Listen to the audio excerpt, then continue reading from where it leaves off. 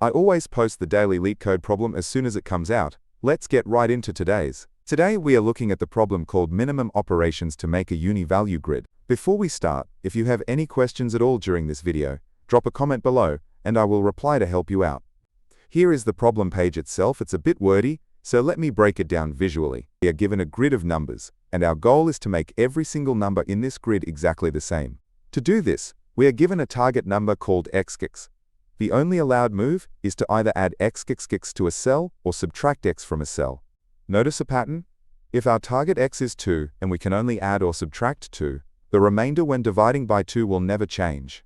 This leads us to our main edge case.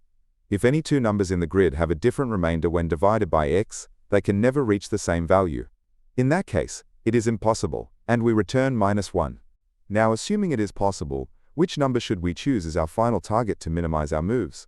A classic math rule tells us that the median, which is the exact middle value of a sorted list, will always minimize the total absolute distance from all other points. This brings us to our first approach. We will flatten the grid, sort it, grab that middle median value, and just count how many steps it takes for every number to reach it. Here is the full code for that logic.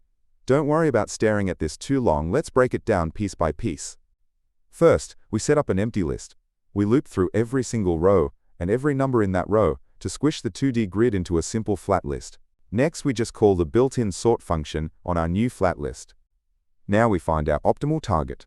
We take the length of our list, divide it by 2, and use that index to grab the exact middle number. We set up a variable to hold our total steps, and then we start looping through every number in our sorted list one by one. Inside the loop, we hit that edge case we talked about. We check if the current number has a different remainder than our target. If it does, we immediately return -1. Finally, if they are compatible, we find the absolute difference between the number and our target, divide that by our allowed step size, and add that to our total moves. Let's run a quick trace. Our grid flattens and sorts into 2, 4, 6, 8. The length is 4, so we grab the item at index 2, making our target median 6. Going through the loop, 2 needs 2 steps to reach 6, 4 needs 1 step, 6 needs 0, and 8 needs 1 step. Add them all up, and our final result is 4. Perfect. The editorial also gives a second approach. Instead of mathematically proving the median is best, we could just try every number as a target and use prefix and suffix sums to speed up the math. Here's the code for that second approach. It takes more code, but it is a fantastic pattern to learn if you want to practice your prefix array skills. There is even a third approach using 2 pointers.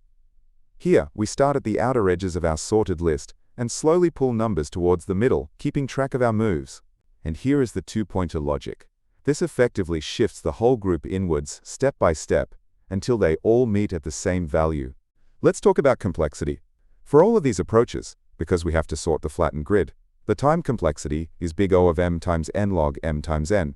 Space is big O of m times n to store the flattened array. Let's summarize the key takeaways. First, knowing that a median minimizes absolute differences is a huge shortcut. And second, always look for properties that never change, like our remainder check, to quickly catch impossible edge cases. If you want to grab the Python code we just went through, or see the solutions in other languages without pausing the video, you can go to the leetcodeunlock.com link in the description to copy and paste it directly. As promised, for those not using Python, here are the full optimal median-based solutions in Java, C++, and JavaScript. Here is the complete solution implemented in Java. Next up we have the C++ version. And finally, here is the solution running in JavaScript. Just a quick heads up about the channel, you can probably tell this voice is AI. I built this tool for myself to instantly generate study guides for the daily problems, and I share them here to help you study too. I recently changed up the visual style of the videos, so let me know in the comments if you like this format, and remember to ask any problem questions there too. I do not run ads on these videos, so if you want to support my goal of covering every Leetcode problem, you can donate at buymeaboba.com/LeetCodeDaily. Please make sure to like, subscribe, and turn on notifications so you can get your streak done early, and I'll see you tomorrow.